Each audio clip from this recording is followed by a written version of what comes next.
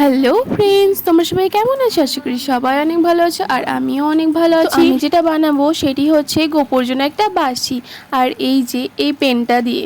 তবে এই পেনটা দিয়ে আমি কিছু বানাবো না, পেনটার ভেতরে যে রিফিলটা থাকে সেটি দিয়ে বানাবো। তো কি বানাচ্ছি সেটা দেখতে গেলে তো সম্পূর্ণ ভিডিওটা দেখতে হবে।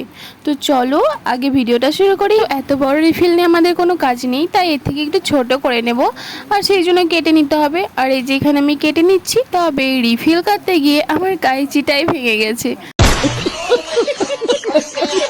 তবে আমি এখন যেটা করছি, তোমরা কি সেটা ছোটবেলাতে করেছো? তাহলে আমাকে কমেন্টে জানাবে। আর এটা কি বলতো, আমরা ছোটবেলাতে এটা করতাম, আগে জন্মে কি ছিলাম সেটা দেখার জন্য ভাঁজভুজ করি। আর এই যে দেখো এখানে কি একটা হয়ে গেছে, আমি নিজেও জানি না। তবে এখানে কিছুটা রিফিলে কালি বেজে ছিল, আমি ধুতে গিয়ে দেখো কি অবস্থা।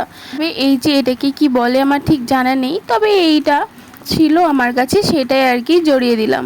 আর এই যে এইগুলো দেখছো, এগুলো আমার সব মালা কানের সব কিছুই না রং চটে গিয়েছে, আর নইলে হয়তো কোনো রকমভাবে খারাপ হয়ে গিয়েছে বা ভেঙে গিয়েছে, সেই জন্য এগুলো এই খাপটাতে রেখে দিয়েছি। তো এখান থেকে আমি একটা চেন আর ওই যে মালাটা দেখতে পাচ্ছ সামনে, এই দুটোই নিয়েছিলাম।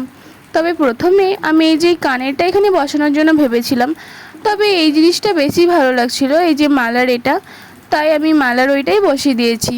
আর এই যে দেখো, আর তারপর এই যে এই চেনগুলো ভাবে সাজিয়ে দিয়েছি, আর তারপর আঠা দিয়ে বসিয়ে দিয়েছি। চেন বেজেছিল সেই জন্য এর উপরে গোল গোল করে পেঁচে দিয়েছি। তবে এই বাঁশি বানানোর আসল কারণটা কি জানো? অষ্টমীর দিন থেকে গোবর বাঁশিটা আমি খুঁজে পাচ্ছিলাম না, এই খোঁজাখুঁজির পরও বাঁশিটা পাওয়া যায়নি। তো গোবর সোনা আমার হাতে এই বাঁশিটা বানিয়ে নিতে চেয়েছিল। তবে এটাকে লীলা বলবো না তো আর কি বলবো, তবে কেমন হয়েছে জানাবে। তো টাটা।